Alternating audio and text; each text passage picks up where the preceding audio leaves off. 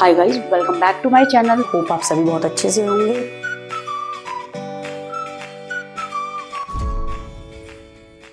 Hi students, a very warm welcome to my channel. Hope आप सभी बहुत अच्छे से होंगे। बेटा, आज की वीडियो क्लास 12th के स्टूडेंट्स के लिए। जैसे कि आप लोगों को पता, हम स्टाफिंग चैप्टर कर रहे थे। आज हम बिल्कुल एंड पार्ट पर आ गए हैं। आज हमारा 5th पार्ट करेंगे और जिसके अंदर हम क्या चीज करेंगे, एमसीक्यूज। ठीक है बच्चा, जैसे कि मैंने आपको 4 पार्ट पढ़ा दिए हैं, उसके अंदर चैप्टर बहुत अच्छे से करवाया हुआ है। आप होपफुली आपने चैप्टर को अच्छे से पढ़ भी लिया होगा, नोट्स भी बना लिए होंगे।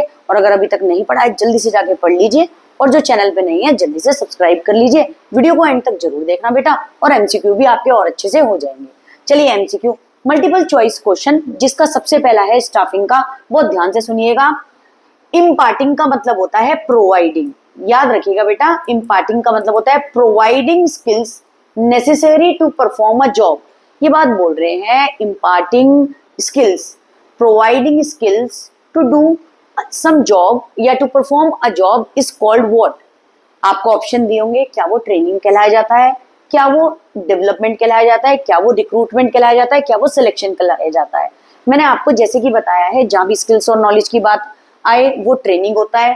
डेवलपमेंट का मतलब होता है जहां ग्रोथ का वर्ड यूज हो रहा है। रिक्रूटमेंट का मतलब होता है इन्फ्लुएंस करना, ताकि जॉब के लिए अप्लाई करें लोग, कैंडिडेट। सिलेक्शन का मतलब है placing a right person eight right job. तो यहाँ पर जब स्किल्स की बात कर रहे हैं तो क्या आ जाएगा आपका, ट्रेनिंग। सेकंड पे आ जाइए, analysing existing employees is known as what. देखिए बेटा, analysing existing employees is known as, analyse करना एग्जिस्टिंग एम्प्लॉयज को, क्या होता है वो? क्या वर्कलोड एनालिसिस होता है, क्या वर्कफोर्स एनालिसिस होता है, क्या ट्रेनिंग होता है, क्या डेवलपमेंट। जैसे कि ट्रेनिंग आपको बताया है, जहां पर स्किल्स और नॉलेज की बात करते हैं वहां ट्रेनिंग होता है, डेवलपमेंट ग्रोथ होता है। ठीक है, तो ये दोनों सी और डी तो नहीं है भाई। अब ये बात बोल रहे हैं इम्प्लॉयज को एनालाइज करना, जो एग्जिस्टिंग इम्प्लॉयज काम कर रहे हैं ना ऑर्गेनाइजेशन के अंदर, उनको एनालाइज करना। क्या वो वर्कलोड एनालिसिस है या वर्कफोर्स? जहां पे वर्कलोड है वो काम क्या कर रहे हैं। वर्कफोर्स का मतलब है इम्प्लॉयज को चेक करना, एनालाइज करना, किस तरह से वो काम कर रहे हैं। तो क्या आएगा, बी पार्ट, वर्कफोर्स एनालिसिस। चलिए नेक्स्ट है आपका staffing is a part of. Staffing किसका पार्ट है? ए पार्ट है मार्केटिंग मैनेजमेंट, बी पार्ट है फाइनेंशियल मैनेजमेंट। अब staffing placing a right person at the right job किसका पार्ट है? ह्यूमन रिसोर्स मैनेजमेंट या none of the above? Obviously human resource management है, जहां पर लोग मिलजुल के, ठीक है, काम करते हैं। ह्यूमन का मतलब क्या चीज गया, human being.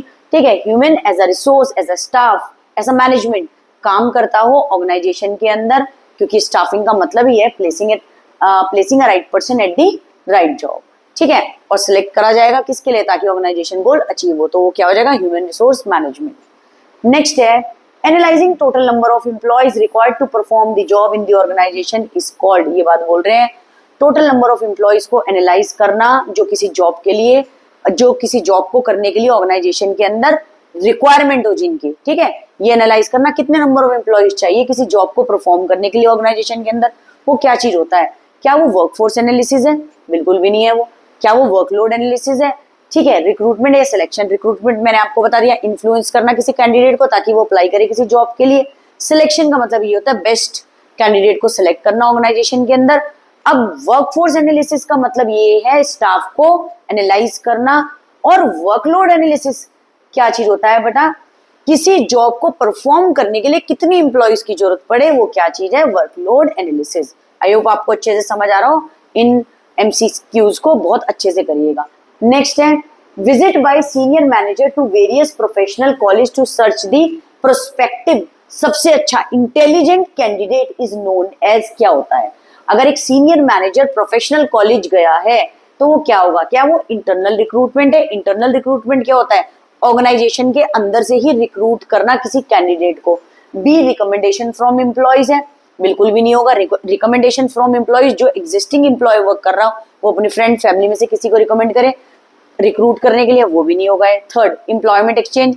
Employment exchange generally कौन चला रहा है? गवर्नमेंट चलाती है, तो ऑब्वियसली ये भी नहीं होगा। ये होगा आपका कैंपस रिक्रूटमेंट, क्योंकि क्या चीज है, सीनियर मैनेजर किसी प्रोफेशनल कॉलेज गया तो क्या चीज है, कैंपस में से रिक्रूटमेंट। कैंपस का मतलब क्या चीज है, जहां बच्चे पढ़ाई कर रहे होते हैं वहां से किसी को रिक्रूट करा, किसी प्रोस्पेक्टिव कैंडिडेट को, वो क्या चीज कहलाई जाती है, कैंपस, सॉरी, हाँ जी, कैंपस रिक्रूटमेंट। अब एक चीज आप बहुत ध्यान से सुन लीजिएगा, अगर आपको इन टर्म्स का मतलब नहीं पता और डिटेल में पढ़नी हो तो आप जो मैं पहले पढ़ा चुकी हूँ फर्स्ट सेकंड थर्ड पार्ट, उसके अंदर सारी वीडियोस आप देख सकते हैं। उसके अंदर बहुत अच्छा मैंने पढ़ाया हुआ है बेटा, वहां जाकर के डिटेल्ड वाली वीडियोस को चेक कर लीजिएगा। 6 पे आइए, to find out the potential of learning new job in the candidate which of the following test is conducted.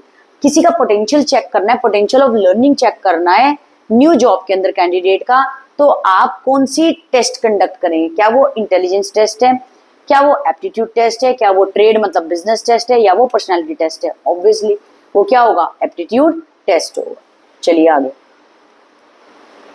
Next क्या है आपका, बहुत ध्यान से देखिएगा। The purpose of one of the training method is to make the new employees feel at home and develop a feeling of belongingness in the organisation. ये बोल रहे हैं एक एम, एक purpose, one of the training method क्या होगा कि हम एम्प्लॉय को ये फील कराएं, developing a feeling of belongingness in the organisation, कि वो पहले से इस ऑर्गेनाइजेशन को बिलोंग करता है। वो कौन सा मेथड है? ठीक है बच्चा, क्या वो इंडक्शन ट्रेनिंग है, क्या वो अप्रेंटिसशिप ट्रेनिंग है? अप्रेंटिसशिप ट्रेनिंग होता है मशीन्स पे काम करवाना, ठीक है बच्चा। इंटर्नशिप ट्रेनिंग है या फिर वेस्टिबल ट्रेनिंग है? तो ऑब्वियसली ये इंडक्शन ट्रेनिंग है। इंडक्शन का मतलब ही इंट्रोडक्शन होता है कि ऑर्गेनाइजेशन से अवेयर कराना, तो आपका ये होगा।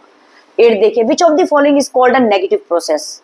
अब ये बात बोल रहे हैं ये कौन सा प्रोसेस है जो नेगेटिव कहलाया जाता है? क्या वो सिलेक्शन है, क्या वो रिक्रूटमेंट है, क्या वो ट्रेनिंग है, या नन ऑफ द अबव है? बेटा ये गलती से हो गया है, सिलेक्शन होता है आपका नेगेटिव प्रोसेस। ठीक है, आप याद रखिएगा क्या चीज है, सिलेक्शन हमारा नेगेटिव प्रोसेस होता है। हमारा ये गलती से हो गया है, ट्रेनिंग मैं लिख दे रही हूँ, ठीक है, हमारा गलती से हो गया, हमारा सिलेक्शन क्या होता है?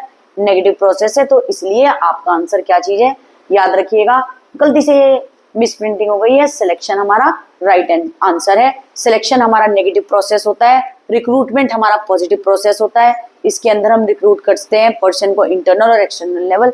सिलेक्शन के अंदर क्या चीज होता है, हर एक प्रोसेस, हर एक स्टेप पे जो एक भी स्टेप में फेल हो जाएगा बेटा, तो उसको बाहर निकाल दिया जाएगा। तो इसलिए इसको नेगेटिव प्रोसेस बोला गया है। हर एक स्टेप पे अगर कोई भी नेगेटिव पॉइंट होगा तो उसको बाहर कर दिया जाएगा। नेक्स्ट आइए, नेक्स्ट बच्चा देखिए क्या चीज है, नेक्स्ट है duplicate model is prepared in. अब ये बात बोल रहे हैं मशीन, ठीक है, जिसके अंदर डमी बनाया जाए, डुप्लीकेट मॉडल इज प्रिपेयर्ड, फिर काम करवाया जाए कैंडिडेट से, ठीक है, एम्प्लॉय से। तो क्या वो इंडक्शन ट्रेनिंग होती है, क्या वो वेस्टिबल स्कूल होता है, क्या वो अप्रेंटिसशिप ट्रेनिंग होती है, क्या वो इंटर्नशिप होती है? तो क्या आएगा, वेस्टिबल स्कूल होता है, जिसके अंदर डमी पे काम करवाया जाए, काम सिखाया जाए, ठीक है, ताकि ग्रोथ और डेवलपमेंट फर्दर ऑर्गेनाइजेशन के अंदर हो सके। आगे देखिए, which method of the recruitment is economical. कौन सा मेथड सस्ता है, क्या इंटरनल, क्या एक्सटर्नल, या both A and B, none of the above? Obviously internal है, क्योंकि इसमें चांस दिया जाएगा जो एग्जिस्टिंग एम्प्लॉय ऑलरेडी वर्क कर रहे हैं ऑर्गेनाइजेशन के अंदर, उनके लिए क्या चीज चांस है, प्रमोशन का। तो ये क्या चीज है, जब recruit within the organisation हो रहा है तो ये क्या चीज है, इकोनॉमिकल मेथड है। और अगर एक्सटर्नल देखेंगे तो बाहर एडवर्टीजमेंट करना पड़ेगा, ठीक है, जिससे क्या हो जाएगा, हाई कॉस्ट लगती है, तो इसलिए इंटरनल। नेक्स्ट देखिए, नेक्स्ट है बेटा आपका, the candidate who has applied for job can clarify his queries during a part है test, next employment interview, next medical examination, the part है सिलेक्शन डिसीजन। बहुत ध्यान से सुन लीजिए, the candidate who has applied for job, ऐसा candidate जिसने apply करा है जॉब के लिए, कैन क्लियरिफाई हिज क्वेरीज, वो अपनी जितने भी क्वेश्चन है उसको क्लियर कर सकता है ड्यूरिंग, कब, टेस्ट में, एम्प्लॉयमेंट इंटरव्यू। ऑब्वियसली क्या होगा, एम्प्लॉयमेंट इंटरव्यू, जब वो जॉब देने के लिए आया, जब वो इंटरव्यू देने आया सॉरी जॉब के लिए, तो ये क्या चीज है, एम्प्लॉयमेंट इंटरव्यू के दौरान वो अपने जितनी भी उसकी क्वेरीज है, जितने भी उसके क्वेश्चन है, वो क्लैरिफाई कर सकता है जब एम्प्लॉयमेंट इंटरव्यू हो रहा हो, ठीक है बेटा। बाकी तो चाहे टेस्ट हो, चाहे मेडिकल एग्जामिनेशन, चाहे सिलेक्शन डिसीजन हो, ये नहीं आएगा इसके अंदर। नेक्स्ट है आपका, to know the emotions and values of the candidate which of the following test is conducted. अगर इमोशन और वैल्यूज पता करनी है तो कौन सा टेस्ट कंडक्ट करना चाहिए? क्या वो इंटेलिजेंस टेस्ट होगा, क्या वो ट्रेड टेस्ट होगा, क्या वो पर्सनालिटी टेस्ट होगा, क्या वो एप्टीट्यूड टेस्ट होगा? नहीं, वो क्या होगा आपका पर्सनालिटी टेस्ट। पर्सनालिटी टेस्ट के अंदर इमोशंस और वैल्यूज अगर किसी कैंडिडेट की जज करनी हो, टेस्ट करनी हो, तो हम क्या कंडक्ट करेंगे, पर्सनालिटी टेस्ट। और बेटे एक बात याद रखिएगा, ये तो मैं आपको एमसीक्यू करा रही हूँ, अभी इनकी डिटेल मैंने पढ़ाई हुई है। ये सिलेक्शन प्रोसेस का ही एक पार्ट के सब पार्ट हैं। आप अच्छे से पढ़िएगा, मैंने सारे करवाए हुए डिटेल में, आपको समझ में आ जाएगा पर्सनालिटी टेस्ट क्या है, ट्रेड टेस्ट क्या है, इंटेलिजेंस टेस्ट क्या है। अगर आपको डिटेल पढ़नी है तो आप मेरी वीडियोस देख लीजिएगा जो मैं करा चुकी हूँ। नेक्स्ट देखिए, नेक्स्ट है the suitable method of external recruitment for getting unskilled labour is what. अब जिसने एक्सटर्नल रिक्रूटमेंट पढ़ा होगा फटाफट से इसको आंसर कर देगा। पहला पार्ट है recommendation from present employees, no. Employment exchange government की होती है, नहीं। एडवर्टीजमेंट, नहीं। तो ये क्या चीज होगा, the suitable method of external recruitment for getting unskilled labour. जब जरूरत हो अनस्किल्ड लेबर्स की ऑर्गेनाइजेशन के अंदर तो हम किससे कांटेक्ट करेंगे, ये कौन करवाएगा काम आपका, लेबर कॉन्ट्रैक्टर, ठीक है, जिसको हम बोलते हैं लेबर कॉन्ट्रैक्टर। इनका कॉन्टेक्ट विलेजेस और रूरल एरियाज में भी होता है, और जब जरूरत पड़ती है किसी भी ऑर्गेनाइजेशन के अंदर, किसी भी फॉर्म के अंदर, ये क्या चीज करेंगे, विलेज से कांटेक्ट कर लेंगे और ये क्या करेंगे, इन अनस्किल्ड लेबर्स को प्रोवाइड करवा देंगे, अर्जेंसी अगर हो फैक्ट्री के अंदर। चलिए 14, जिसको हम ठेकेदार भी बोलते हैं, याद रखिएगा अगर सुना हो आपने। 14, professional institute send their students to corporate sector for doing first apprenticeship training, internship. अब प्रोफेशनल इंस्टीट्यूट, सपोज करो कोई बीटेक कर रहा है, 4th ईयर में हो और कुछ कंपनीज के मैनेजर वहां पर विजिट करने वाले हो, ठीक है, और वो क्या चीज कर रहे हो, याद रखिएगा प्रोफेशनल इंस्टीट्यूट से ही स्टूडेंट को सिलेक्ट कर रहे हो जॉब के लिए, तो वो क्या कहलाया जाता है, ठीक है। तो अब देखिए, professional institute send their student to corporate sector for doing what, apprenticeship training, internship, induction training, vestibule training. तो बेटा जब प्रोफेशनल इंस्टीट्यूट से कोई सेलेक्ट होगा तो हम उसको क्या बोलते हैं कि अभी किसी पर्सन की इंटर्नशिप चल रही है, चाहे वो 6 महीने की हो, चाहे वो 8 महीने की हो, तो उसको इंटर्नशिप प्रोग्राम कहते हैं, ठीक है। जो प्रोफेशनल इंस्टीट्यूट से स्टूडेंट कॉर्पोरेट सेक्टर में लिए जाएंगे जॉब करने के लिए, तो पहले उनको इंटर्नशिप करवाई जाती है। चलिए आगे, नेक्स्ट है आपका no fresh ideas will come under. Fresh idea किसके अंडर नहीं आएंगे, इंटरनल में, एक्सटर्नल में, डायरेक्ट में, इनडायरेक्ट में। ऑब्वियसली इंटरनल रिक्रूटमेंट में, क्योंकि इसके में क्या होगा, विद इन दी ऑर्गेनाइजेशन ही जो ऑलरेडी वर्क कर रहे हैं उन्हीं को प्रमोशन दिया जाएगा, तो फ्रेश टैलेंट कहाँ नहीं आएगा, इंटरनल रिक्रूटमेंट में। नेक्स्ट है ये, which of the following is the most serious problem that might arise due to the excessive reliance. Reliance का मतलब होता है डिपेंड होना इंटरनल रिक्रूटमेंट। पहला हाई लेबर टर्नओवर, दूसरा lack of motivation, third reduce job performance, the compensation, obviously reduce job performance। क्यों, which of the following most serious problem है जो अराइज होती है किसमें, एक्सेसिव डिपेंड। अगर हम इंटरनल रिक्रूटमेंट में हो जाएंगे, लोगों को क्या पता चलेगा बेटा कि मैं तो थोड़ी सी मेहनत करूं तो मेरा प्रमोशन हो जाएगा, क्योंकि रिक्रूटमेंट तो विद इन दी ऑर्गेनाइजेशन हो रहा है। तो इससे क्या हो जाएगा, रिड्यूस जॉब परफॉर्मेंस। कोई जॉब को अच्छे से करने की कोशिश नहीं करेगा, और इससे क्या होगा, जो यंग ब्लड है उनको चांस नहीं दिया जाएगा ऑर्गेनाइजेशन के अंदर आके और अच्छी टेक्निक को यूज करने का। तो reduce job performance, job performance कहीं ना कहीं कम हो जाएगा और अच्छा। नेक्स्ट पे आ जाइए बेटा, नेक्स्ट है आपका 17, पेमेंट ऑफ सैलरी और wages to the employees according to the piece work. ये क्या चीज होता है बेटा, टाइम बेस्ड प्लान होता है, परफॉर्मेंस बेस्ड प्लान होगा, इंसर्शन बेस्ड प्लान है, या कंपनसेशन है। ये बोल रहे हैं पेमेंट ऑफ सैलरी और वेजेस एम्प्लॉइज को दिया जाए जितना उन्होंने काम करा है पीस वर्क अकॉर्डिंग के। तो क्या होता है, जिस हिसाब से उनकी परफॉर्मेंस है उस हिसाब से उनको पे कर देना। नेक्स्ट है efficient staff can help organisation to win over. Efficient staff का मतलब है एक अच्छा स्टाफ ऑर्गेनाइजेशन को हेल्प करता है टू विन ओवर व्हाट।